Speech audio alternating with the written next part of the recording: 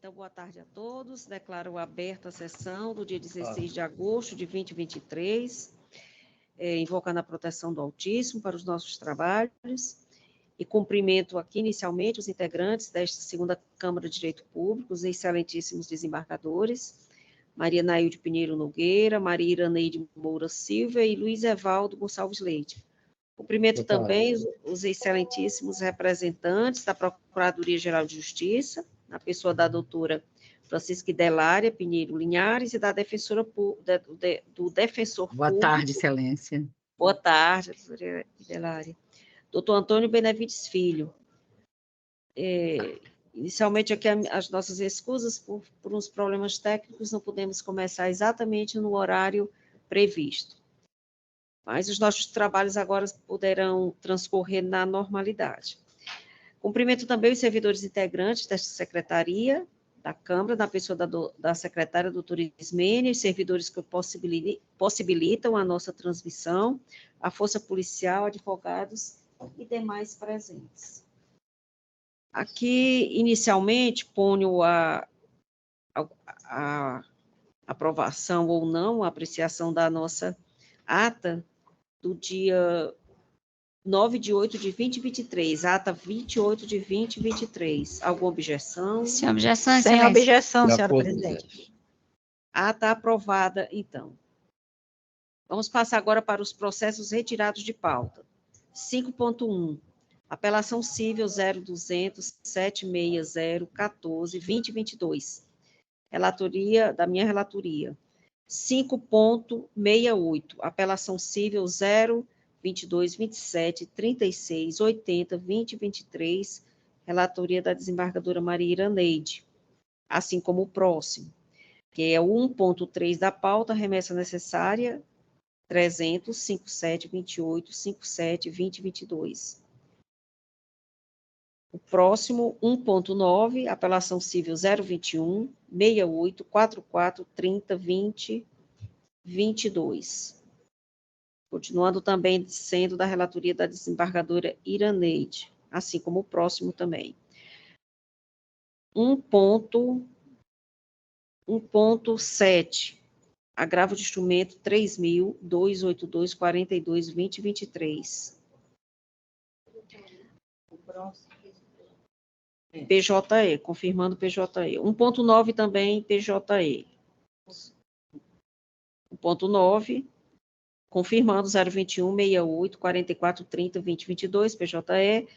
E o 1.7, que é o último da relatoria da desembargadora Iraneide, a ser retirado de pauta, 3.000, como já falei, 282-42-2023 para o devido registro. Temos também o 5.59, apelação e remessa necessária 0050-995-11-2020, relatoria da desembargadora Maria Nailde Pinheiro Nogueira.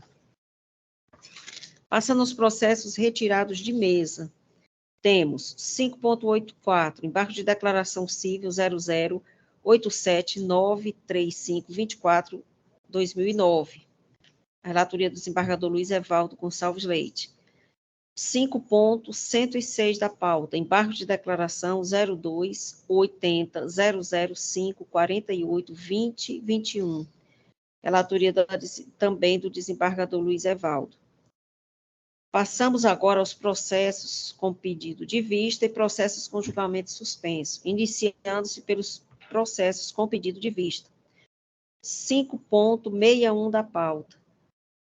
É a apelação civil 026-01-60-93-2022. A relatoria da desembargadora Nailde. Processo da pauta 2.1, apelação civil 02-38-97-5-33-2021. Processo da relatoria da desembargadora Maria Iraneide Moura Silva. Em relação a este processo, o 2.1, nós temos o seguinte histórico. A sessão do dia 9 de agosto do ano em curso, comuniquei à Câmara que apresentaria meu voto visto na próxima sessão e foi adiado o julgamento. Acompanhei a divergência inaugurada pelo desembargador Luiz Luiz Evaldo Gonçalves Leite, no sentido de conhecer a apelação civil para dar-lhe provimento. Então, aqui eu gostaria de passar a palavra à nobre relatora, desembargadora Iraneide, para confirmar o seu voto diante de divergência apresentada pelo desembargador Luiz Evaldo Gonçalves Leite. Só para registro, desembargador Iraneide, antes é o apelante ao Banco Volkswagen, S.A., e apelante também o Consórcio Nacional Volkswagen, e o apelado superintendente do Departamento Estadual de Trânsito, DETRAN. Então, gostaria de indagar a Vossa Excelência se confirma o voto condutor. Boa tarde a todos, os cumprimentos, senhora presidente. Eu vou manter o voto pelas razões já expostas no corpo do próprio voto. Tá ótimo. Então, confirmado o voto, e com duas divergências, eu converto o julgamento em estendido conforme artigo 942 do CPC, adiando por conta das férias do desembargador Gleidson. Aqui nós temos também processos que continuam adiados por conta das férias do desembargador Gleidson, e eles têm o seguinte histórico, a seguinte síntese do histórico, eles já vêm há várias sessões, né, sendo renovados. Mas, em síntese, na sessão do dia 9 de agosto do ano em curso, a apelação civil 2.2, de número 000690735-2017, tendo como apelante o Polo Eletrocomercial de Imóveis Limitada e o apelado Estado do Ceará, a relatoria do desembargador Cleidson Pontes, foi a julgamento. Então, comuniquei à Câmara que a apresentação do meu voto visto ficaria adiada pela ausência justificada do excelentíssimo desembargador relator. Então, permanece adiado o julgamento. Passamos agora para o 2.3, que é a apelação civil 0247324882022. O apelante é o Estado do Ceará e apelada Maria Beatriz Dias Ferreira. A relatoria da desembargadora Maria Nailde Pinheiro Nogueira. Na sessão do dia 9 de agosto do ano em curso, dando continuidade ao julgamento, após o voto da eminente relatora, no sentido de conhecer a apelação civil para dar-lhe provimento, pediu visto dos autos para melhor exame da matéria a excelentíssima senhora desembargadora Maria Iraneide Moura Silva. Então, passo aqui a palavra à desembargadora Maria Iraneide para apresentar o seu voto visto. Obrigada, senhora presidente. Eu vou até só posteriormente resumir, porque eu acho que de matéria já bem conhecida por todos nós, eu vou fazer só um pequeno resumo, né? Conforme Vossa Excelência já até anunciou, o processo da relatoria da desembargadora Nailde cuida de uma apelação civil interposta pelo Estado de Ceará, visando reformar a sentença proferida pelo juiz da Terceira Vara da Infância e Juventude da comarca de Fortaleza, que julgou procedente a ação de obrigação de fazer ajuizada por Maria Beatriz Dias Ferreira, declarando válido o exame supletivo realizado pela demandante junto ao Centro de Educação de Jovens e Adultos, SEJA, como forma de conclusão do ensino médio, possibilitando sua matrícula na Unifor no curso superior de farmácia em junho de 2022. Os autos neste sodalício, o voto da eminente relatora foi no sentido de reformar a decisão de primeiro grau, compreendendo a eminente relatora que, nesse caso, não se aplicaria a teoria do fato consumado, porquanto ela considera o período cursado pela autora, 3 semestres, ainda curto o suficiente para se enquadrar nessa teoria. Eu, com todas as venhas, quero aqui dissentir do voto da eminente relatora. embora na origem, a matéria, eu tenho o mesmo pensamento. Não seria a conclusão de avanço do ensino médio, através do exame supletivo na SEJA, adequado para pular essa etapa, né? Porquanto, no meu entender, a lei é bastante clara no sentido de que somente essas provas que são elaboradas pela SEJA se aplicam aos jovens e adultos que não puderam concluir o curso do ensino médio na idade certa, de sorte que não se aplicaria. No entanto, como foi a liminar deferida em primeiro grau e posteriormente ratificada pela sentença, né, por óbvio, a autora que já havia sido aprovada na SEJA e também no vestibular da Unifor, já se encontrava cursando, fazendo as contas, agora já no terceiro semestre do curso de farmácia. De modo que, embora não seja, vamos dizer assim, muitos anos, porque é 1 ano e meio mais ou menos, eu entendo que o retorno dessa jovem para voltar a concluir o terceiro ano do ensino médio acarretaria muito maior prejuízo, não só na questão da educação propriamente dita, mas psicologicamente também ficaria afetada, né, por ter que retornar e concluir o terceiro ano, que ela praticamente já havia concluído quando fez esse exame da SEJA. E pela idade também que ela já completou, mesmo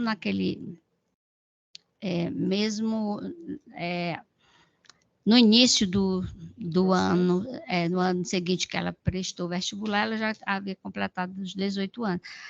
Por essa razão, Excelência, eu creio que fazendo essa interpretação mais ampla com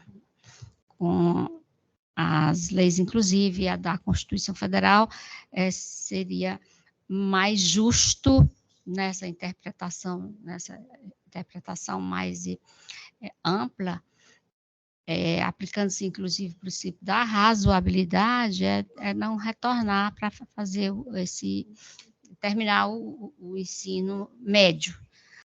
E eu estou apresentando o meu voto nesse sentido, que daria sim, no caso específico, inclusive eu citei uma jurisprudência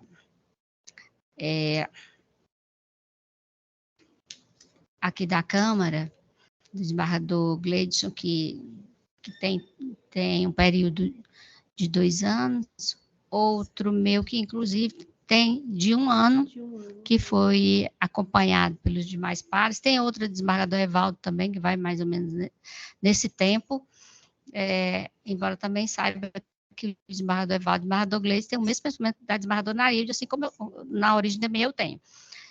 Pedindo mais uma vez todas as vezes a eminente relatora, que também expôs o seu posicionamento neste processo, o meu voto é em sentido contrário. Obrigada, desembargadora Iraneide. Passo a palavra à relatora, desembargadora Maria Nailde, por alguma consideração que deseja acrescentar. Obrigada, senhora presidente. Boa tarde, eminentes pares, nobre representante do Ministério Público, Defensoria Pública, servidores, distinta assistência. Realmente, esse assunto, ele vem de priscas épocas, né? Acho que antes da minha saída dessa Câmara e retornando, vejo que essa matéria ainda hoje entra em discussão, entra em pauta aqui. E eu continuo firme no entendimento, até porque percebi que, neste caso aqui, da Maria Beatriz, eu não posso considerar a aplicação da teoria do fato consumado. Na medida em que a apelada obteve provimentos jurisdicionais favoráveis em 21 de junho de 2022, bem como em 16 de 8 de 2022, no sentido de que fosse submetida às provas exigidas para a conclusão do ensino médio e, logrando a aprovação, tivesse expedido em seu favor o correspondente certificado. Salienta-se que, posteriormente, a medida liminar foi ratificada por sentença no dia 3 de outubro também de 2022 e em 11 de dezembro de 2022. Assim, resta evidente que a situação da autora não se tornou consolidada em tão curto espaço de tempo. Ressalte-se que a declaração de aprovação da apelada no exame do SEJA foi expedida em 5 de setembro de 2022, momento em que a aluna se matriculou na Universidade de Fortaleza, Unifor, no curso de farmácia.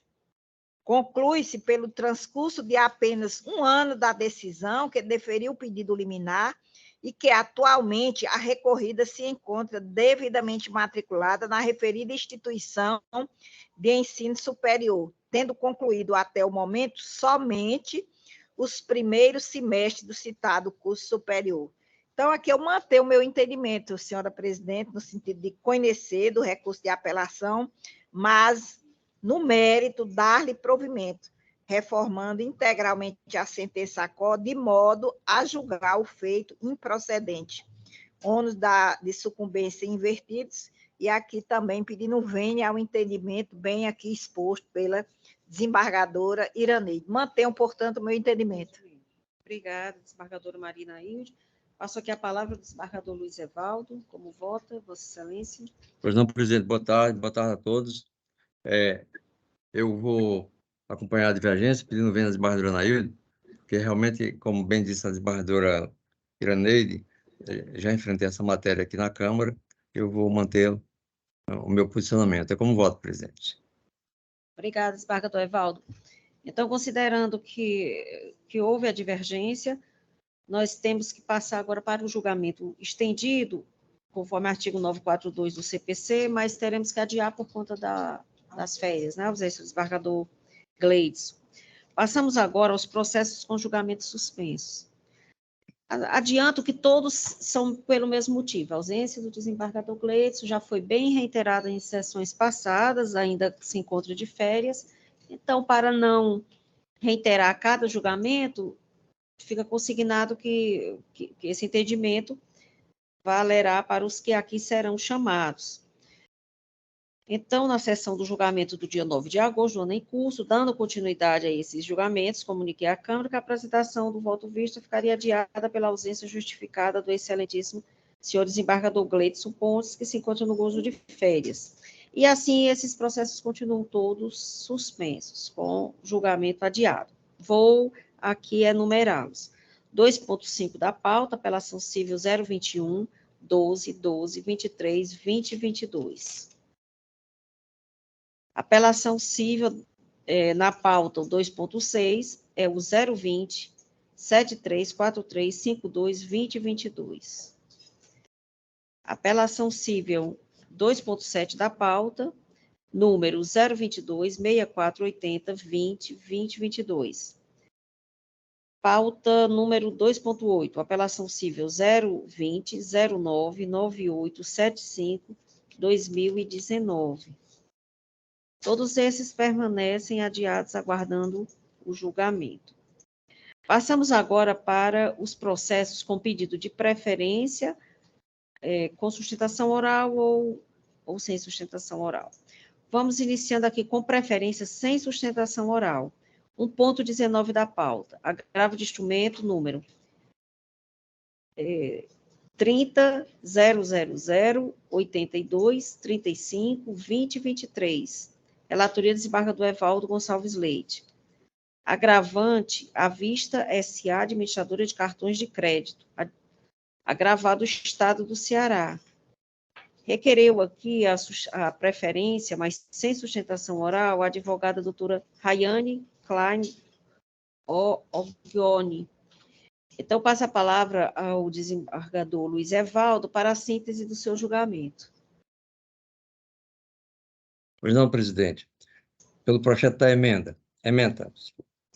1. Cinge-se a questão controvertida em analisar se laborou com acerto o juízo planicial ao rejeitar o pleito de urgência formulado pela hora agravante, o qual tem por viso a suspensão da exigibilidade do crédito não tributário, resultante de multa aplicada pelo PROCON do município de Fortaleza, CDA 2017-95-721-6, dígito 6, em seu desfavor, indeferindo ainda a pretensão de que fosse determinado ao promovido a expedição de certidão negativa de débitos ou certidão positiva com efeito de negativa concernente à multa discutida na origem. Item 2. Como explicado por ocasião da análise do pedido liminar, para a suspensividade do crédito em discussão, faz necessário o depósito em juízo do valor integral descrito na certidão da dívida ativa. Se não, observe-se o que dispõe no artigo 151, inciso 2 do Código Tributário Nacional, precedentes do STJ e deste Tribunal de Justiça.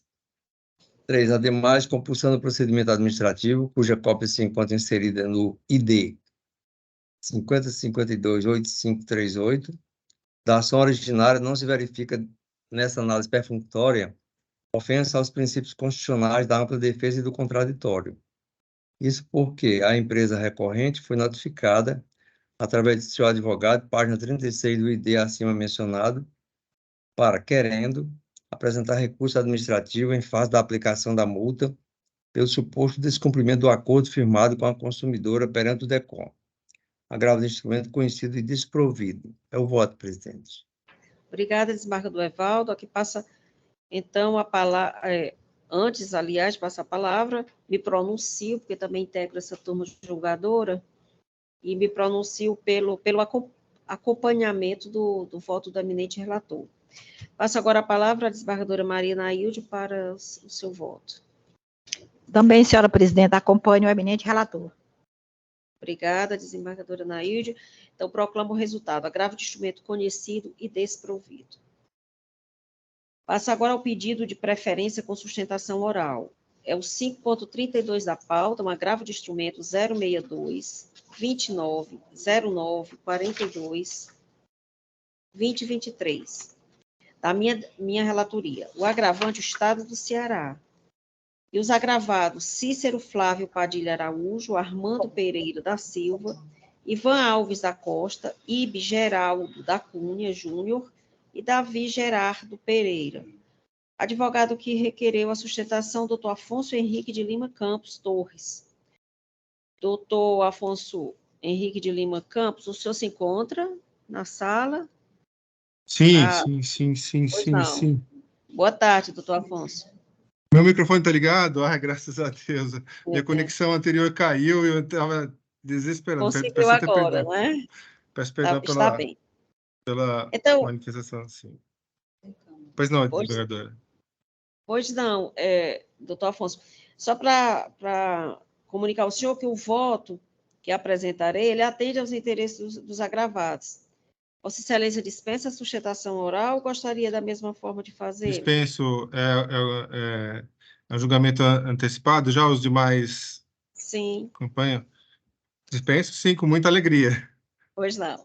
Então, eu passo aqui a emenda para o seu conhecimento. Agradeço muito. Agravo de instrumento constitucional, administrativo, concurso público para o cargo de soldado da Polícia Militar do Estado de Ceará. Pretensão de anulação do exame psicotécnico e realização de novo exame. Sentença de procedência, posteriores, nomeação e posse alcançadas pelo título executivo judicial. Cumprimento de sentença, alegação de excesso de execução, interpretação restritiva e irrazoável do julgado. Descabimento, prosseguimento nas demais fases do certame com nomeação e posse, decorrência lógico-sistêmica do julgado, expiração de prazo de validade do concurso, direito subjetivo, aprovados dentro do número de vagas, nomeação e posse devidos, momento propício, discricionariedade da administração apenas dentro do prazo de validade do concurso. O agravo de instrumento assim é conhecido e desprovido. Passo aqui a palavra à desembargadora Maria Nailde Pinheiro Nogueira para o seu pronunciamento. 784? 7, o número na pauta? Não, Não, só para se ratifica ou não o voto. Sim, se ratifica sim, esse voto, sim, né? Já foi tá pronunciado certo. anteriormente, né? É porque eu já havia me manifestado provisoriamente, né? Acompanho, ratifico o voto anteriormente proferido. Já estavam votados provisoriamente, para pessoal homenagear a presença, né, do advogado, ele tem a certeza que houve esse pronunciamento favorável. Então, passo aqui a palavra à desembargadora Maria Nailde, se vota como vota. Ratifico. Ratifica a desembargadora Nailde, né? Desembargadora Maria Iraneide. Igualmente, Excelência, eu ratifico o voto provisório que já proferi. Então, proclamo o resultado, o agravo de instrumento conhecido e desprovido. Naturalmente, o resultado favorece aos agravados. Então, obrigada, doutor. Agradeço muito, peço licença. Pois não. Obrigado, bom trabalho, fique com Deus. Obrigada. Passamos agora ao 5.100 da pauta, que é um agravo de instrumento 064-04-53-77-2022. Relatoria do desembargador Luiz Evaldo Gonçalves Leite, agravante Kelly Rejane Leite Figueiredo de Oliveira, advogada doutora Ana Carolina Souza Rocha Diniz Negreiros, o agravado é o município de Juazeiro do Norte. Doutora Ana Carolina, confirma a presença? Confirma a presença. Pois não. Eu gostaria de indagar a senhora da mesma forma, se dispensará a sustentação oral, porque o voto contempla e atende os interesses da agravante. Dispensa, Excelência, e agradeço. Obrigada, também.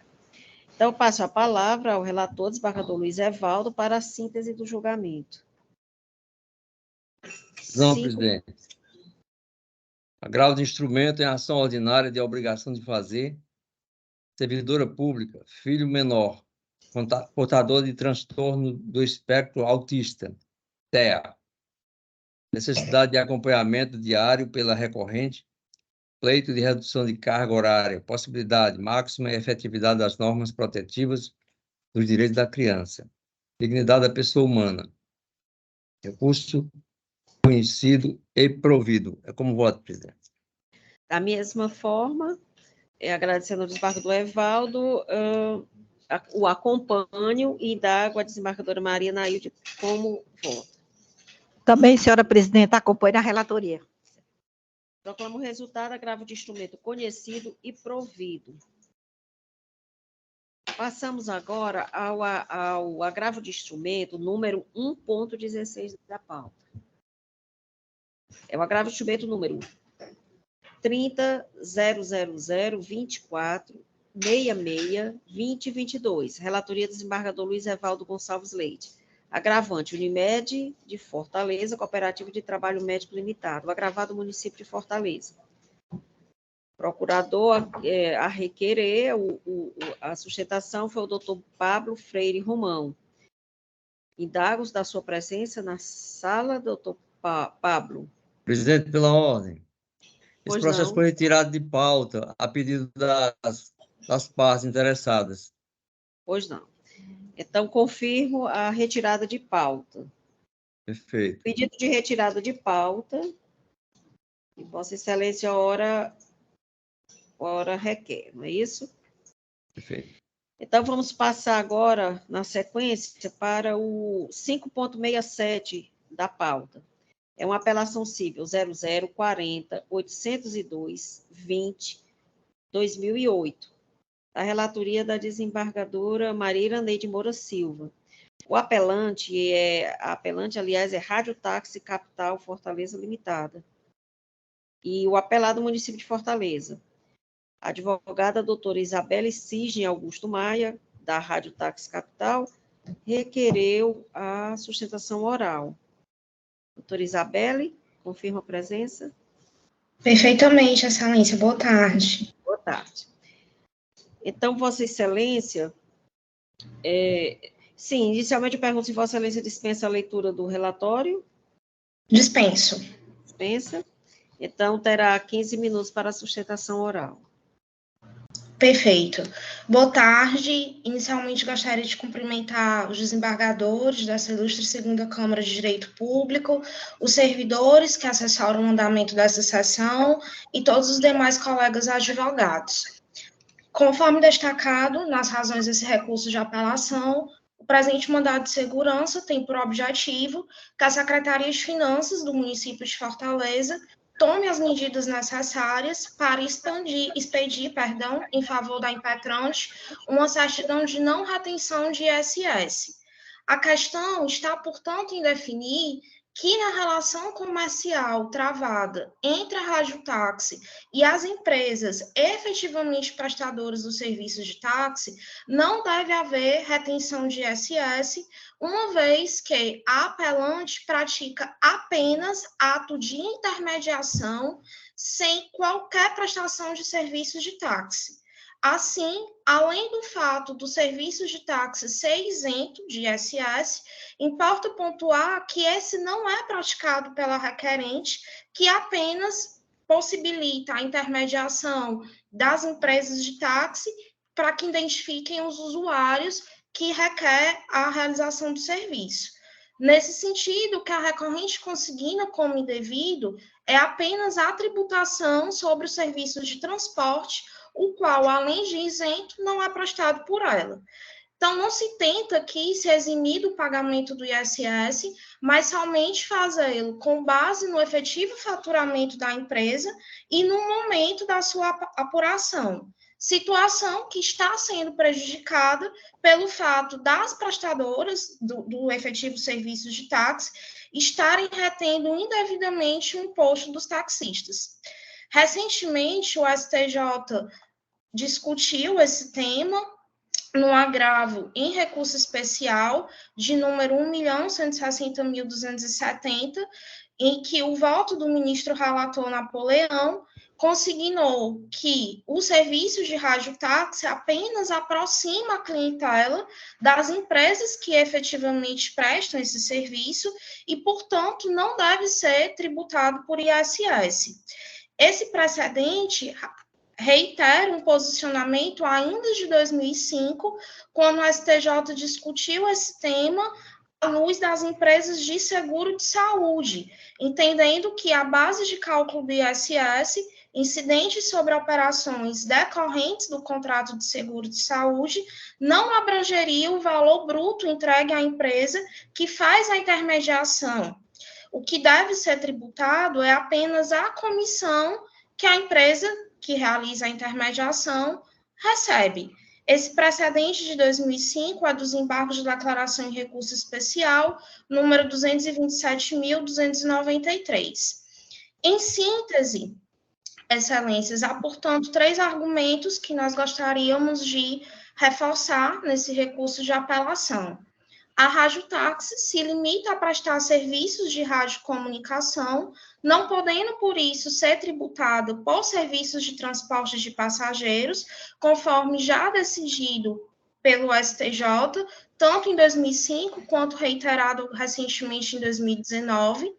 O segundo ponto, o fato do serviço de transporte de passageiros por táxi ser isento de recolhimento de ISS, evidenciando a irregularidade na retenção que vem sendo realizada e narrada nessa peça recursal, ensejando uma situação de desigualdade entre os taxistas, que têm corridas intermediadas por cooperativas, situações em que já se reconhece a isenção, e taxistas que buscam os serviços de intermediação com pessoas jurídicas constituídas sobre outras formas que não as de cooperativa, como é o caso da radiotáxi.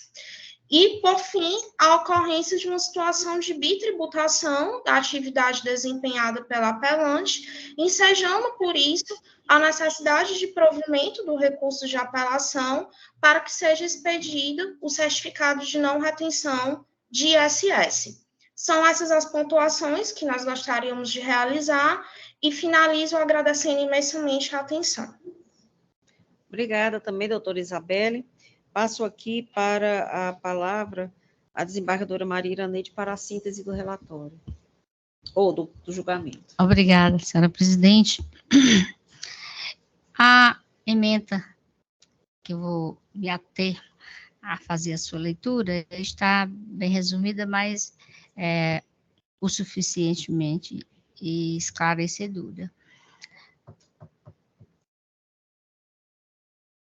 Apelação civil, mandado de segurança, prova pré-constituída, condição sine qua non, ausência, artigo 10 da Lei 2016 de 2009, segurança denegada.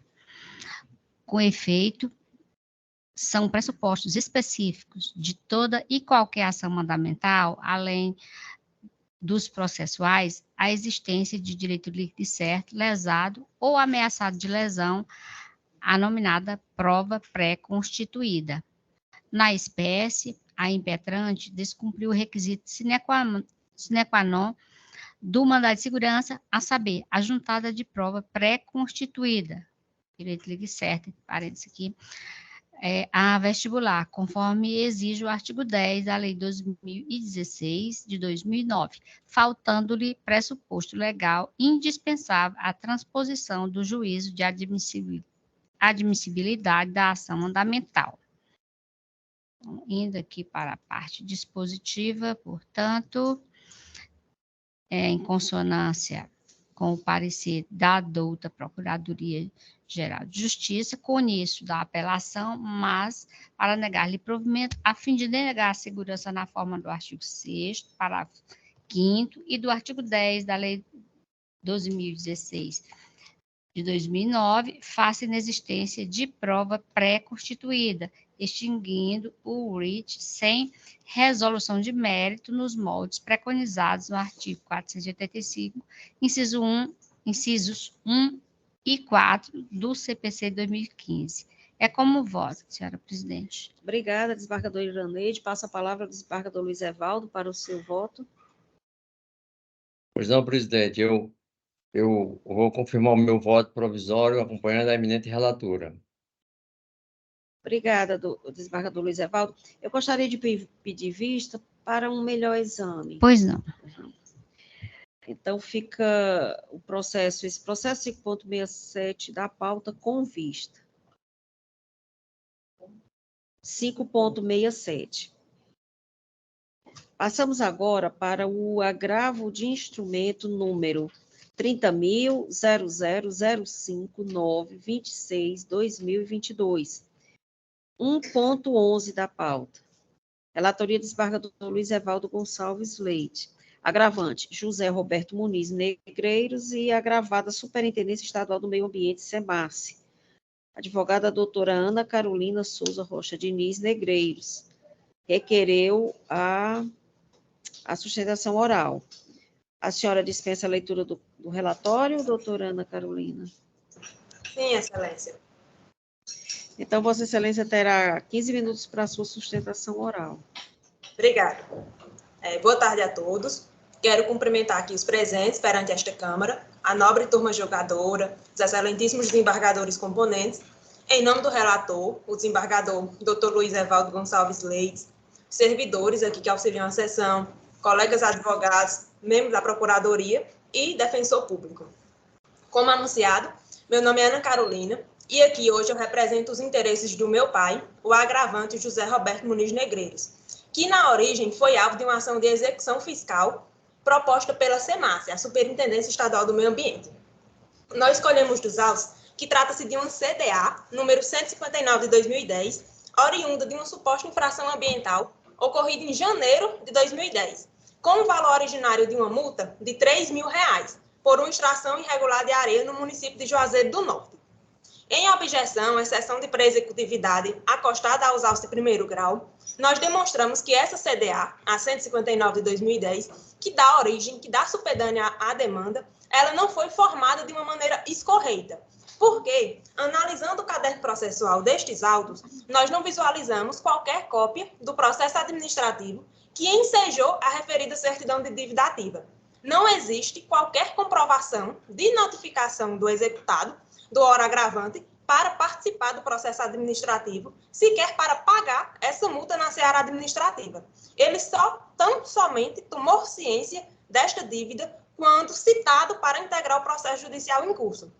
Não obteve qualquer oportunização para participar durante a seara administrativa, malferindo os princípios basilares de ampla defesa do contraditório na seara administrativa, não lhe sendo oportunizado, então, a possibilidade desse pagamento prévio, antes da tutela jurisdicional, que pleiteia de forma, diga-se, abusiva. Além desses fatores que nós questionamos a validade jurídica dessa CDA, não somente pela ausência desses elementos constitutivos, como a ausência de processo administrativo, a ausência de qualquer cópia de notificação prévia do executado, do agravante, nós temos que, analisando a cópia da CDA que está postada aos autos, o fundamento jurídico da multa, ela já estaria revogada há cerca de 1 ano e meio anterior ao fato gerador da multa. Alegado todas essas situações, na objeção, na exceção de pré-executividade, foi oportunizado a SEMASSE o contraditório nos autos do primeiro grau para que ela apresentasse a cópia, a comprovação dessa notificação do executado para pagar essa multa na seara administrativa. E, em síntese, em poucas palavras, no seu petitório atravessado nos autos de primeiro grau, ela se limita a dizer que caberia ao executado comprovar falta de notificação. Com a devida vênia, excelências, eu questiono como seria possível o executado provar algo que inexiste. Nós temos que é impossível trazer à lume, à baila, uma prova negativa que inexiste. Notadamente, nós estamos diante do caso previsto lá no parágrafo 1º do 373 do CPC, que distribui o ônus da prova. Que estamos diante dessa peculiaridade da causa, é impossível, diante da excessiva dificuldade de cumprir esse encargo, a obtenção dessa prova, incumbindo à Superintendência do Estado, ao do Meio Ambiente, a comprovação dessa notificação administrativa prévia. E quando foi-lhe oportunizado, não fez nos autos do primeiro grau. Todavia, não reconhecendo todos esses pontos de suma importância, o magistrado Piso rejeita as ações arguidas na exceção de pré-executividade, alegações estas claramente de ordem pública, entendendo que a liquidez dessa CDA seria uma forma presumida pela lei. Assim, rechaçou esse incidente da defesa. Interpusemos, então, esse presente agravo do instrumento, com a devida vênia pedindo a reforma dessa decisão, pois nós temos todos esses pontos importantes que aqui eu demonstro para vocês presentes no caderno processual, que além de inexistir qualquer cópia do processo administrativo, sequer uma comprovação de que ele foi notificado, devidamente notificado, para pagar essa multa na seara administrativa antes do processo judicial, a CDA ainda está fundada em uma norma que já estaria revogada. São questões notórias de ordem pública que poderiam ser, inclusive, visualizadas de ofício pelo magistrado de primeiro grau. Nos termos do artigo 202 do nosso Código Tributário Nacional, nós temos que essa inscrição na dívida ativa deve conter, o seu inciso terceiro diz que deve conter a origem, a natureza do crédito e a disposição da lei que seja fundado. Nós temos aqui uma CDA fundada em um dispositivo de lei, ao tempo um decreto que já estava revogado. E, além disso, não se menciona qualquer notificação prévia do processo administrativo. A omissão desses elementos constitutivos dessa certidão de dívida ativa acarreta a sua nulidade da inscrição e, por consequência, a nulidade desse processo, nos termos do artigo 203 do mesmo Código. Eu destaco ainda o artigo 11 do Decreto 70.236, que prevê que a notificação do lançamento vai ser expedida pelo órgão e deve conter esses mesmos requisitos que estão previstos no 202 do Código Tributário Nacional. Ora, excelências, a imposição de uma multa ambiental por suposta infração ambiental pressupõe, obviamente, a instauração de um processo administrativo pela autoridade competente, a fim de apurar essa possível prática dessa infração, oportunizando, inclusive, uma defesa administrativa. Aliás, pelo menos notificando o possível infrator daquela multa para pagamento na seara administrativa antes de se ajuizar uma ação perante a tutela jurisdicional. Nós não temos nenhuma comprovação nesse sentido nos autos. Não há qualquer comprovação, repita-se, de notificação do ora agravante para pagar ou então para integrar esse processo administrativo nos autos do primeiro grau. Que diga-se lá se existiu, porque não há nenhuma comprovação nesse sentido. A certidão, inclusive, que juntada nos autos pelo ora agravado, consta que ele tem... Só um minutinho, doutora Carolina. Só um instante. A senhora já está concluindo, eu sei, mas assim, houve aqui um pequeno problema, então a senhora poderia retomar aí a sua sustentação oral. Certo, mas senhora, você está me ouvindo? Estamos ouvindo bem, foi apenas talvez 1 minuto ou menos ainda. Mas pode continuar. Pronto, só reformulando então. Nós temos que, para a imposição dessa multa ambiental, pressupõe a instauração desse processo administrativo pela autoridade competente, a fim de apurar essa possível prática da infração. Mas nos autos, excelências, inexiste qualquer informação de que, de fato, existiu esse processo administrativo prévio, de que o agravante ele foi notificado para pagar essa multa, ou que ele sequer foi notificado para apresentar uma defesa administrativa no âmbito da formação desta multa, no processo administrativo. Não há qualquer notificação nesse sentido nos autos. Inclusive, a certidão emitida pelo próprio órgão agravado que repousa nos autos expressa de forma inequívoca que possuía o endereço do executado, que inclusive reside no mesmo local até hoje. E mesmo assim, não enviou qualquer notificação ao senhor José Roberto para tomar conhecimento dessa multa ainda na seara administrativa, que, digo novamente, só tomou o conhecimento no âmbito judicial. Vasta é a jurisprudência prática nesse sentido, de que, para a imposição de uma multa ambiental, ao suposto infrator, deve a autoridade competente instaurar anteriormente um processo administrativo para apurar essa possível prática de infração ambiental, com a observância no item processual administrativo dos princípios constitucionais, do contraditório, da ampla defesa e demais procedimentos também previstos na legislação infraconstitucional. Além disso, nós temos inúmeros precedentes também acostados aos fólios do agravo do instrumento, que a ausência de uma notificação válida no processo administrativo torna o lançamento tributário nulo. Eu destaco aqui também, excelências, um processo que tramitou perante o Tribunal Regional Federal da Primeira Região, conjugado em janeiro de 2020, apelação civil 783, que diz que a ausência da notificação válida no processo administrativo torna o lançamento nulo por ofensas aos princípios da ampla defesa, processo legal, impondo-se a anulação das certidões de dívidas ativas, CDA, e consequente extinção da execução. Não obstante a todos esses pontos que eu expus aqui, não é de se olvidar ainda que, analisando a CDA que está inscrita no caderno processual eletrônico, vemos que o fundamento jurídico, que é um dos requisitos para a CDA prevista lá no inciso 3 do artigo 202 do Código Tributário Nacional, ela está fundamentada no decreto, a multa que deu origem a essa execução, estava fundamentada em um decreto, que é o 3.179 de 99. Este decreto foi revogado em julho de 2008 por força do decreto 6.514. E a multa só foi de um fato gerado de janeiro de 2010. Ou seja, o dispositivo legal que ensejou essa multa estava revogado desde julho de 2008. E o fato gerador só se deu em janeiro de 2010. Nota-se, então, excelências, o total ausência de embasamento legal para que a exequente se utilizou para ajuizar a execução fiscal.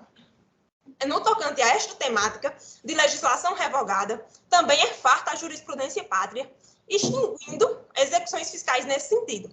Eu destaco aqui a recentíssima decisão do TJ Minas Gerais, da relatora desembargadora Ideias, Sexta Câmara Civil, que diz, abre aspas, apelação civil, embargos à execução fiscal, nulidade da CDA, fundamento legal da execução descrito na CDA, legislação revogada, violação à ampla defesa do executado, execução fiscal extinta. É certo que a Fazenda Pública pode substituir ou emendar uma certidão de dívida ativa até a prolação de sentença dos embargos, quando se tratar de uma correção de erro material ou formal, vedada a modificação do sujeito passivo da execução ou da norma legal, que por equívoco tenha servido de fundamento ao lançado tributário. fazendo menção aqui ao julgado do Superior Tribunal de Justiça, no recurso especial 115.501 de São Paulo, do ministro Luiz Fux. Assim, considerando a violação direta ao artigo 202, inciso 3, do Código Tributário Nacional, as CDAs foram fundamentadas em legislação revogada à época da ocorrência dos fatos geradores. Impõe-se, então, a manutenção da sentença que declarou a nulidade dos títulos executivos e julga extinta a execução fiscal. Fecha aspas. Nós temos aqui um caso bem concreto, um caso paradigma ao caso aqui em comento, que além de não reunir qualquer comprovação de notificação do agravante do executado para participar de um processo administrativo, sequer para pagar essa multa na seara administrativa, nós temos que o fundamento legal da CDA, que é um dos requisitos previstos no 202 do Código Tributário Nacional, inciso 3º, estava revogado há mais de 1 ano e meio antes do fato gerador. Então, Excelência, sem querer me alongar mais, já me alongando, venho requerer, portanto, o provimento do agravo interposto, reformando a decisão PISA em todos os termos. Obrigada e boa tarde. Foi um prazer sustentar pela primeira vez perante essa Câmara. Pois não. Obrigada também, doutora Carolina. Pela primeira vez, a senhora sustentou com muita ênfase, naturalmente, pelo respeito ao seu cliente, né, embora seja seu genitor, mas foi uma sustentação profissional. Parabéns, sucesso aí na sua carreira. Passamos agora, então, a palavra ao desembargador Evaldo para proferimento do seu voto. Pois não, presidente. Parabenizo a doutora Carolina pela sua sustentação. Vamos à emenda. Direito administrativo, agravo de instrumento em execução de multa aplicada pela Superintendência Estadual do Meio Ambiente, SEMAS. Exceção de pré-executividade, alegação de nulidade da CDA, prova de que competia ao recipiente. Juntado do processo administrativo à inicial da ação de execução. Prescindibilidade, erro material no número do decreto inserido na CDA. Possibilidade de corrigenda, nulidade não vislumbrada. E tem cinge-se a questão controvertida em analisar se elaborou, com acerto o juízo planicial ao rejeitar a exceção de pré-executividade, manejada pelo executado, a qual tem por fundamento pretensa nulidade na certidão da dívida ativa, CDA. 2. É bem verdade que é inconcebível no direito brasileiro a prova do fato negativo, como sustenta o agravante. Todavia, não é este o caso dos autos. Na verdade, optando o devedor por se valer da estreita via da objeção de pré-executividade em substituição aos embargos da execução, cumpre a este trazer a necessária prova pré-constituída do direito invocado. 3. Não há previsão legal de que a exordial deva ser instruída com cópia do processo administrativo que deu ensejo à inscrição do débito em dívida ativa, de modo que, caso entendesse ser indispensável para o correto exame de suas alegações, cabia à parte executada instruir o feito com mencionada cópia, que pode ser requisitada diretamente na repartição competente, conforme preceitua o artigo 41 da Lei 6.830/80, precedentes do STJ. 4. Assevera em mais que o título executivo é nulo, pois o Decreto Federal 3179 de 1999, nele constante para fixar o valor da multa, enquanto revogado desde o ano de 2008, período em que passou a ter vigência o Decreto 6.514 de 2008. Ocorre que, além de tal matéria revelar-se verdadeira inovação recursal, porquanto não suscitada perante o juiz de origem, já foi sedimentado na jurisprudência que mero erro material na CDA não é capaz de, por si só, acarretar a nulidade da execução. Ainda mais quando os outros dispositivos legais inseridos na certidão mostram-se corretos e não ficou demonstrada a ocorrência de prejuízos à defesa do executado. Agravo do instrumento conhecido e desprovido é o voto, presidente. Obrigada, desembargador Luiz Evaldo. Preliminarmente, já havia me pronunciado nesse processo, mas eu gostaria de fazer um reexame para uma avaliação mais consistente. Então, por conta disso, eu peço vista do processo na pauta para a senhora secretária anotar 1.11. Passamos agora para a sustentação oral requerida no processo 5.12 da pauta, É uma apelação 018-28-93-60-2013. Da minha relatoria, tendo como apelante Instituto de Educação Benfica Limitada e apelado o município de Fortaleza. A advogada a requerer a sustentação foi a doutora Letícia Nunes Cavalcante, em nome do Instituto de Educação Benfica. Doutora Letícia Nunes Cavalcante se encontra na sala? Sim, Excelência. Pois não, doutora Letícia. Indago a Vossa Excelência se dispensa a leitura do relatório. Dispenso. Então, Vossa Excelência terá os 15 minutos para a sustentação oral. Obrigada. Inicialmente, quero cumprimentar todos os julgadores dessa Câmara, cumprimento também os representantes do Ministério Público e os demais colegas advogados. Caso em julgamento agora, como bem razoado lá na apelação, é uma multa aplicada pelo município de Fortaleza, uma penalidade de interdição, na verdade.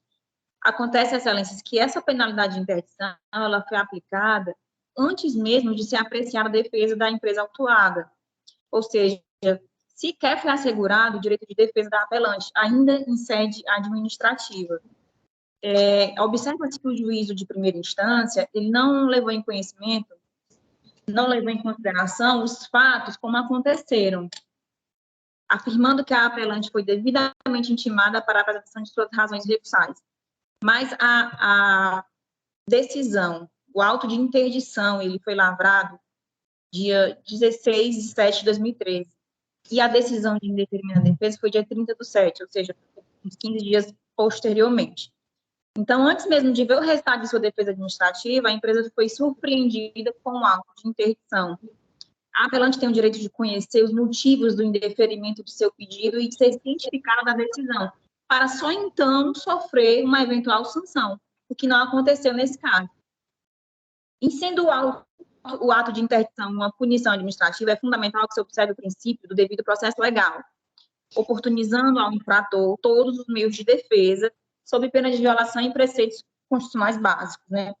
O apelado, então, por meio de seus agentes, agiu de forma arbitrária, pois sumariamente interditou a instituição apelante em clara ofensa aos princípios do contraditório e da ampla defesa. A punição deve necessariamente secundar o processo, com todos os seus consectários legais. Não existiu nenhuma decisão do ente administrativo que amparasse ou respaldasse a aplicação da penalidade de interdição do estabelecimento, né? No mesmo raciocínio, a apelante também não tomou ciência de nenhuma decisão acerca do ato aludido. A decisão de indeferimento da defesa administrativa apenas foi exarada, como eu disse, em 30 de julho de 2013, quando a apelante já havia recebido o auto de interdição. A arbitrariedade é tamanha que a decisão proferida resumiu-se a indeferir a defesa administrativa apresentada, fazendo menção a 2 artigos do Código de Obras e Posturas do município de Fortaleza. Em verdade, a apelante tinha o direito de conhecer os motivos do indeferimento de seu pedido e de ser cientificada da decisão, para só então sofrer a eventual sanção, que não aconteceu. Outro ponto importante é em respeito ao princípio da legalidade. O artigo que embasou o auto de infração foi o 699 e 737. O artigo 737, ele, da Lei Municipal 5.530, ele enumera diversas penalidades, sendo a primeira a multa. Só que, nesse caso, o Instituto Benfica, ele recebeu logo a penalidade mais grave, uma das mais graves, né, que é a interdição. E a interdição, por sua vez, ela está prevista no 745 da mesma lei, que diz que é para ser interditada quando a empresa está em más condições de limpeza, e essas condições assim. Então, Excelências, essas são as razões principais de reforma do recurso, que aqui eu peço o provimento da apelação. Obrigada, doutora Letícia. Passarei aqui a leitura da emenda e, por conseguinte, do voto. Administrativa, apelação civil, ação ordinária, auto de interdição lavrado em desfavor do recorrente, o Instituto, né? Ausência de alvará de funcionamento, pretensão de reconhecimento da nulidade do auto de infração aplicado, Sentença de improcedência. Afastada a alegação de ilegitimidade do município de Fortaleza. Procedimento administrativo regular. Intervenção do judiciário. Impossibilidade. Aplicação de sanções. Possibilidade. Honorários fixados nos termos do artigo 85, parágrafo 8º do CPC. Recurso conhecido e desprovido e honorários majorados pelo artigo 85, parágrafo 11 do CPC. Item 1. Ação visando a anulação de auto de interdição lavrado pelo município de Fortaleza. 2. A Lei Municipal 5.580/81, Código de Obras e Posturas do Município de Fortaleza, dispõe expressamente sobre a legitimidade do ente municipal para a lavratura do auto de infração nos termos dos artigos 699 e 707, mediante o poder de polícia da administração pública. No caso, para autuar, interditar estabelecimento sem o devido alvará de localização e funcionamento. 3. Ausência de ilegalidade no trâmite do procedimento administrativo, no qual foi assegurada ampla defesa ao apelante, sendo aplicada a legislação afeta ao assunto. 4. Descabimento do pleito recursal, posto que voltado à reanálise do mérito administrativo vetado ao Poder Judiciário. E assim, passo ao item final, que é o 5, com a apelação conhecida e desprovida, sentença mantida. Aqui passo a indagar a desembargadora Maria Naide Pinheiro Nogueira como se pronuncia. Pois não, senhora presidente.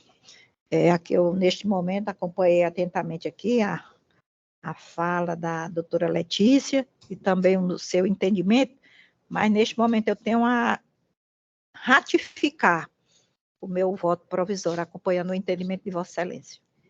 Desembargadora Maria Iraneide, como vota? Eu também, Excelência, eu ratifico o voto provisório que já lancei.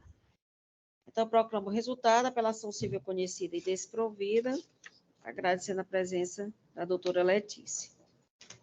Passamos agora à apelação civil do item 5.71 da pauta, que é o número 0050-383-06-2020. Relatoria desembargadora Maria Iraneide Moura Silva. Apelante, Francisco Eugênio Pereira de Oliveira e apelado município de Jardim. Advogada doutora Juliana Martins Araújo.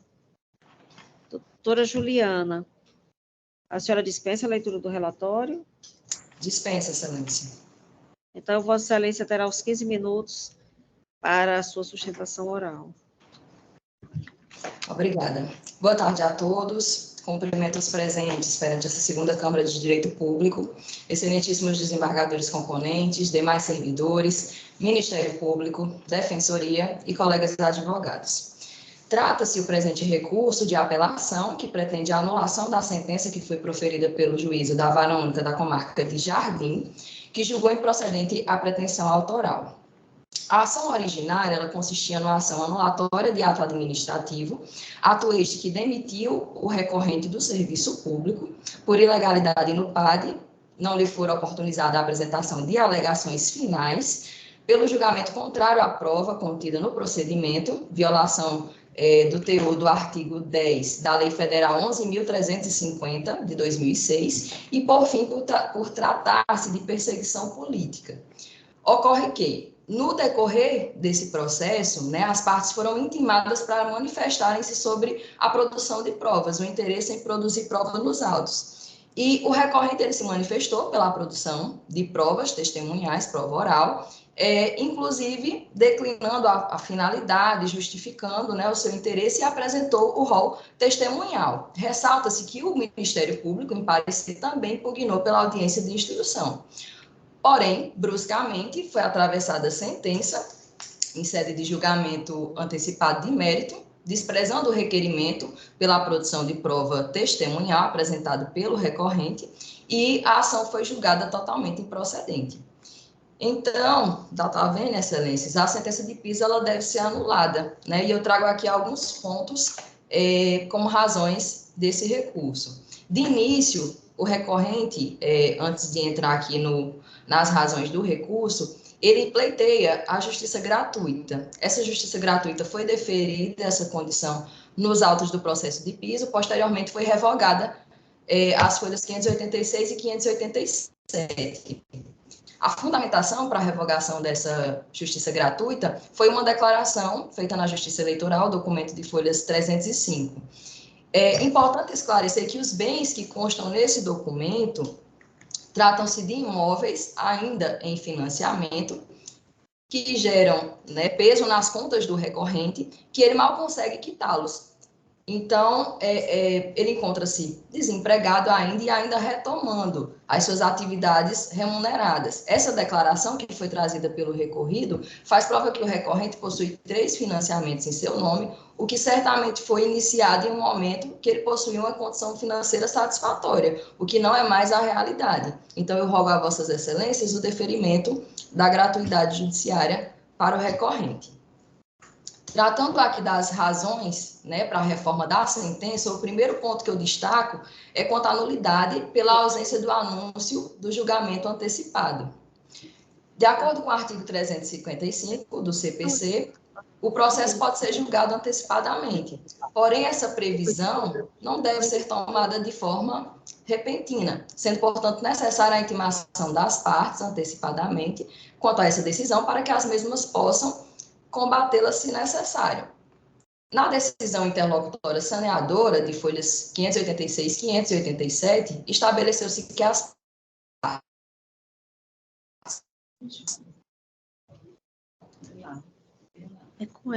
não fossem especificadas, não houvessem provas ou não fossem necessárias, restaria anunciado o julgamento antecipado do mérito.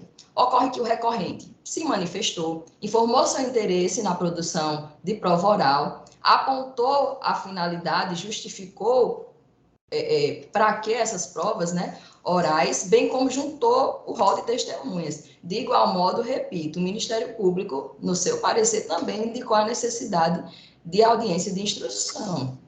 Porém, sobreveio, né, de surpresa, uma sentença de mérito, e não o agendamento de uma instrução ou o anúncio do julgamento antecipado.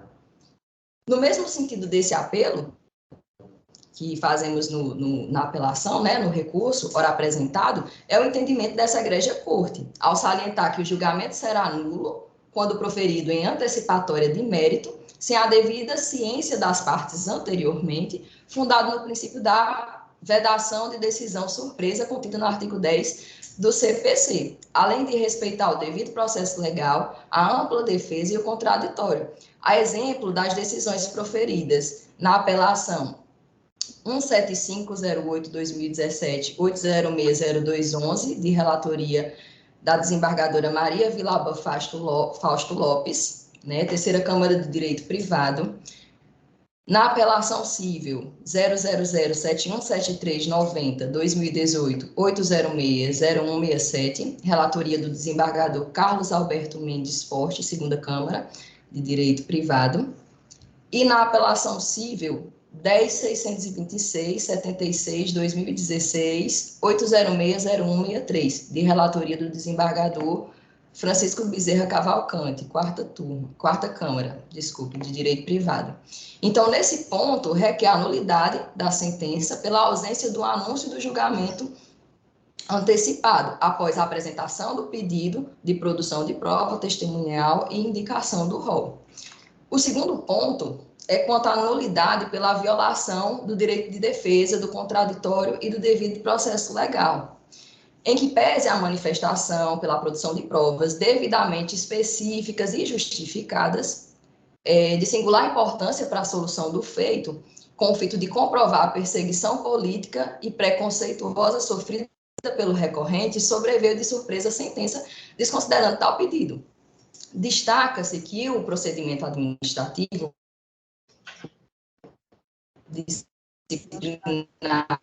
visto que o recorrente é adversário político do atual chefe do Executivo Municipal de Jardim, tendo concorrido ao cargo de vereador nas últimas eleições da chapa de oposição, somando-se ser ativo militante político, possuindo enorme prestígio junto às comunidades mais afastadas, os agricultores, sendo uma de suas principais lideranças. Então, foi utilizado do processo administrativo disciplinar em questão para tirar um adversário político que é uma área de saúde. O certo é que somente documentos não seriam suficientemente hábeis a comprovar tais fatos, sendo imprescindível a tomada dos depoimentos requeridos como produção de prova, o que foi negado em sentença, sob o pretexto de que entraria-se no mérito da decisão administrativa, o que não merece prosperar. Então, assim, negando a produção de provas testemunhais requeridas, inclusive de igual modo requerida pelo Ministério Público, o juiz de piso cerceou a defesa, maculou o processo e violou o contraditório, sendo a anulação da decisão medida necessária. Como último ponto, eu trago a ausência do prazo para a apresentação de alegações finais em sede de procedimento administrativo disciplinar.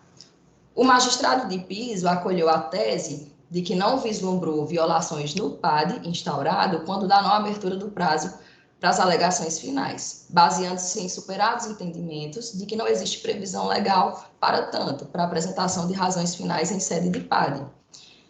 Ocorre, excelências, que esse egrégio Tribunal de Justiça, quando em análise de casos semelhantes ao presente, que pugnam pela anulação de ato administrativo, por cerceamento de defesa, entende regular o procedimento quando presente, dentre outras etapas, a abertura de prazo para a apresentação de razões finais.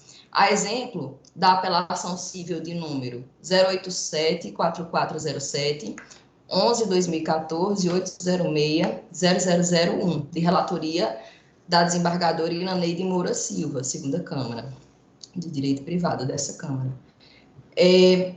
Abre aspas, o procedimento administrativo tramitou regularmente com oitiva de testemunhas, produção de provas documentais, oportunizando-se ampla oportunidade de defesa ao apelante, com a apresentação de defesa prévia e alegações finais, culminando com a imposição da pena de demissão decorrente da prática de ato incompatível com função militar estadual e infração aos valores e deveres da corporação.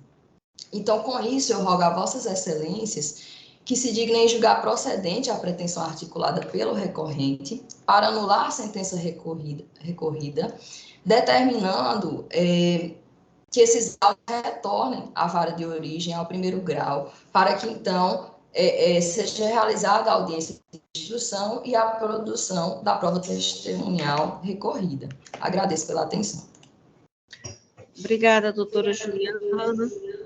Passo aqui a palavra à relatora, a desembargadora Maria Iraneide, para a síntese do julgamento. Obrigada, excelência. Eu vou meter aqui a leitura da emenda que está assim redigida. Pela ação civil, constitucional e administrativa, pedido de anulação de processo administrativo que resultou em demissão do cargo de agente comunitário de saúde, concessão dos benefícios da gratuidade da justiça, arguição de inobservância do devido processo legal afastada. Tratam os autos de ação declaratória de nulidade de procedimento administrativo disciplinar, ajuizada por Francisco Eugênio Pereira de Oliveira, em cujo feito restou julgado em procedente o pedido de anulação do procedimento administrativo disciplinar número 001 de 2019, fixando condenação honorária em R$1.000. Conforme entendimento jurisprudencial dominante do Superior Tribunal de Justiça, a constatação da condição de necessidade e a declaração da falta de condição para pagar as despesas processuais e os honorários advocatícios, erige presunção relativa em favor do requerente. Em relação à declaração de renda junto à Justiça Especializada, a realidade patrimonial não reflete a situação financeira do autor e, portanto, não se presta para aferir a demonstração da situação da arguida pobreza, benefícios de gratuidade concedidos. Diante das peculiaridades desta demanda,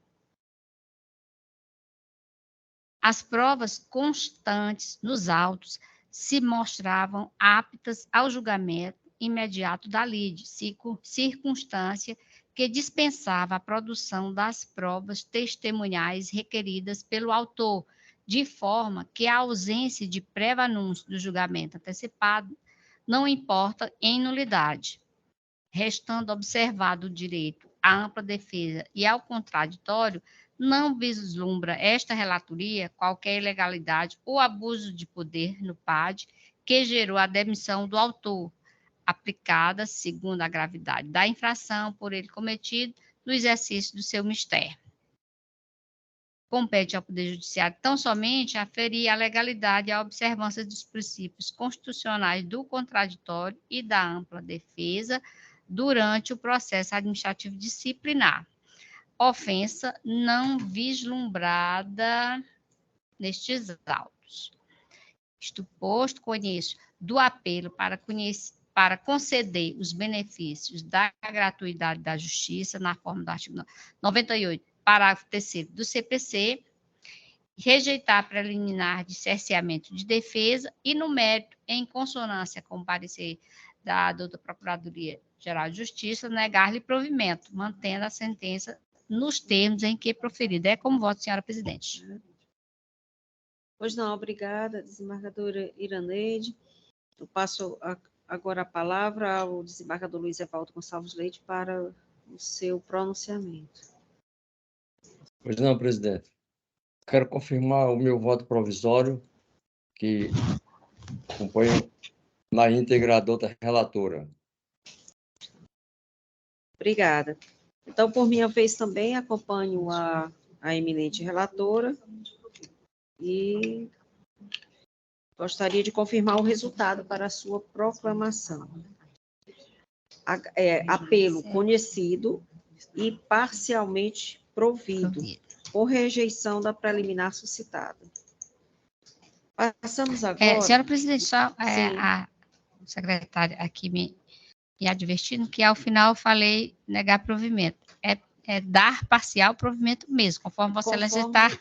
Estou lendo pela ementa, exato, não é isso? Pronto, então, confirmando pela ementa, apelo conhecido e provido em parte com rejeição da preliminar suscitada. Passamos agora ao 5.53, apelação cível 0000-78454-2017. Relatoria da desembargadora Maria Nailde Pinheiro Nogueira, apelante Ministério Público do Estado de Ceará e apelado Públio Jorge Matias Dinelli. O advogado doutor Antônio Carlos Fernandes Pinheiro. Doutor Antônio Carlos, o voto da eminente relatora. Excelência, quem está presente para fazer a sustentação oral é o advogado Samuel Nunes da Silva, do mesmo escritório do doutor Antônio Carlos. Eu dispenso a leitura do relatório. Momento.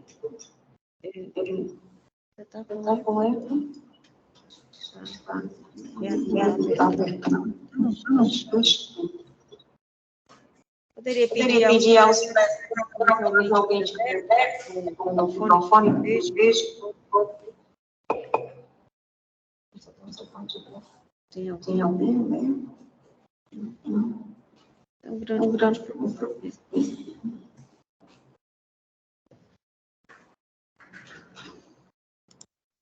Bem, nós vamos... Voltou? Tá bem agora?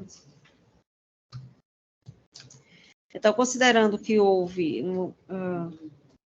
a dispensa da sustentação oral, eu passo a palavra para Maria Nailde. Doutora, pela ordem, eu pedi a dispensa da leitura do relatório. Desculpe. Eu já iria... Eu tenho Vossa Excelência. Aos interesses do apelado Jorge Matias Dinelli. Vamos ver se... Acho que... Então repassando para a todos. O senhor dispensa o relatório. Isso, o voto atende ao interesse do seu cliente. Dispenso, então, a sustentação oral. E dispensa, então, a sustentação oral. Considerando esse problema que nós estamos, né, técnico, eu gostaria de pedir permissão também a nobre relatora e ao advogado para apenas proclamar o resultado.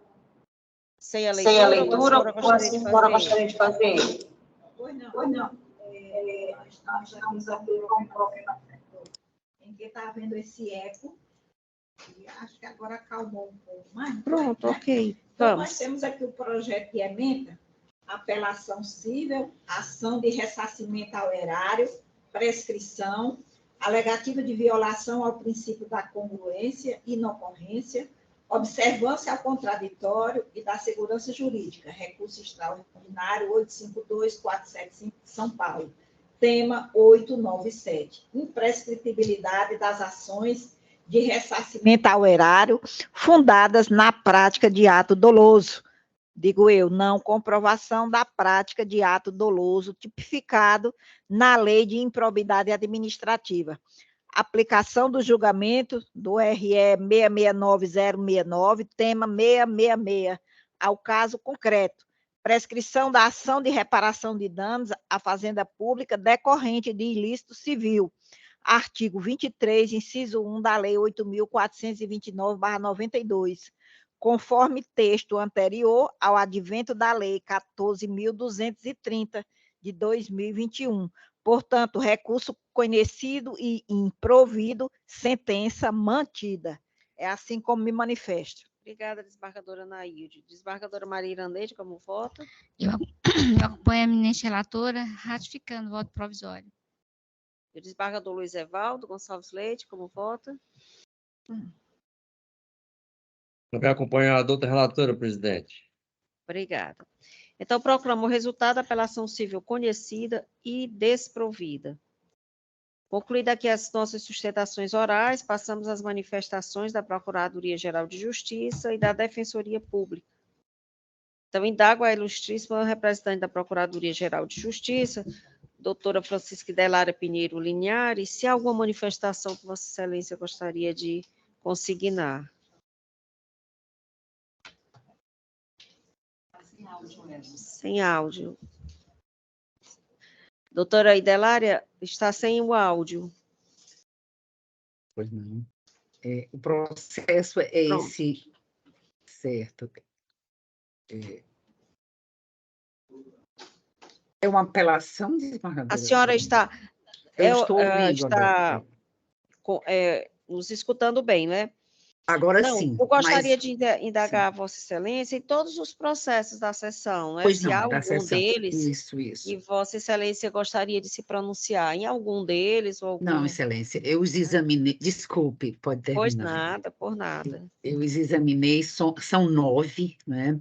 063-6418, 063-9618, 001-4032, 0049-783, 0010-963, 000784, 0034-3558, e os examinei cuidadosamente e ratifico as razões que foram ofertadas tanto pelo Ministério Público de primeira instância como pelo Núcleo de Recursos Cíveis da Procuradoria. Muito obrigada, doutora Idelária. Obrigada, senhora, também. Então, passamos agora a mesma indagação ao excelentíssimo representante da Defensoria Pública, doutor Antônio Benevides Filho. Se há alguma manifestação de Vossa Excelência nos processos do interesse da instituição. Não, senhora presidente, nenhuma manifestação nos processos da Defensoria Pública continuada para esta sessão. Muito obrigada também. Também indago aqui aos integrantes da Câmara se ratifica os votos provisórios proferidos nos processos de pauta, nós não temos extra pauta hoje, aliás, temos, né? Não temos, né? E nos sistemas SAGE e PJE, iniciando pela desembargadora Maria Anaílde. Pois não, senhora presidente, confirmo a votação provisória, seja na condição de relatora ou de vogal, e também nos dois sistemas, né? SAGE e PJE. Passando agora a desembargadora Iraneide. Obrigada, senhora presidente. Também confirmo todos os votos que proferi na qualidade de relatora e vogal, fazendo, no entanto, novamente, só um lembrete de um processo da relatoria da eminente desembargadora Nailde, o 026-01-60-93-2022, Só para lembrar que o voto da eminente relatora é no sentido de conhecer e prover o apelo do Estado do Ceará naquela mesma questão do avanço, porque só para fazer constar que o voto dela é nesse sentido, e por essa razão estou pedindo vista, porque é a mesma matéria do que da semana passada eu pedi, somente para lançar para ficar bem consignado ratificado o voto, né? Para quando for devolvido, né, na próxima semana, ficar consignado o voto nos autos, que na forma que está, não vou conseguir lançar no momento, que estou pedindo vista por essa razão. Nos demais é tudo confirmado em todos os sistemas. Ótimo, obrigada. É porque faltava só consignar que ela tinha dado o voto nesse sentido, né? Porque ela tem que apresentar o processo para lançar o voto dela e somente depois vai para que eu lance o meu. Poderia haver o pedido, né? Isso. Já está todo bem consignado. Realmente, esse momento, além das confirmações, é bem salutar que se realce, digamos, alguma excepcionalidade importante, né? Porque é o momento final, mas está bem consignado. Porque da forma que estava registrado que eu iria pedir vista, mas teria que dizer qual foi o sentido do voto da eminente relatora neste processo, para que eu para que justificasse o meu pedido de vista. Exatamente, está ótimo, muito bem lembrado e consignado. Passo aqui ao desembargador Luiz Evaldo. Presidente, também quero ratificar os votos por mim proferidos, tanto na qualidade de relator no sistema SAGE e PJE, assim como na condição de vogal. É como me pronuncio. Obrigada, desembargador Luiz Evaldo. Da mesma forma, ratifico também todos os votos provisórios proferidos na qualidade de relator e vogal, e, naturalmente, como já ficaram consignados, aqueles pedidos de vista. Gostaria aqui de indagar o total de processos julgados à Secretaria da Câmara. 110 processos julgados. Ótimo. Então, nós concluímos a nossa votação, e eu indago aos eminentes pares se há algum registro a fazer. Não? Nada. Então, nada havendo a registrar, eu declaro encerrada a sessão. Desejo um excelente dia a todos, né? Término de trabalho de semana, e até a próxima sessão, com as graças de Deus. Até a Obrigada. próxima. Obrigada. Até a próxima. Boa tarde a todos. Obrigada. Até a próxima, se Deus quiser.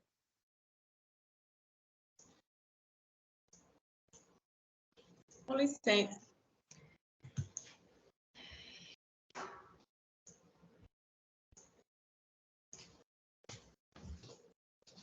Esse computador aí já estou passando muito tirado. Esse computador aí, eu só vou já. Está certo.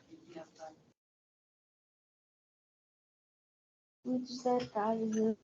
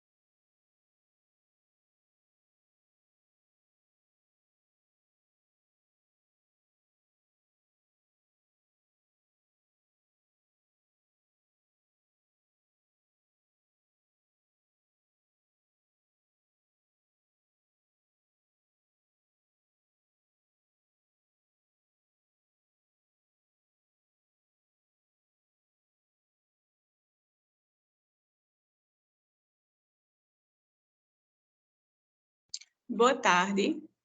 Alguém me escuta ainda? Boa tarde.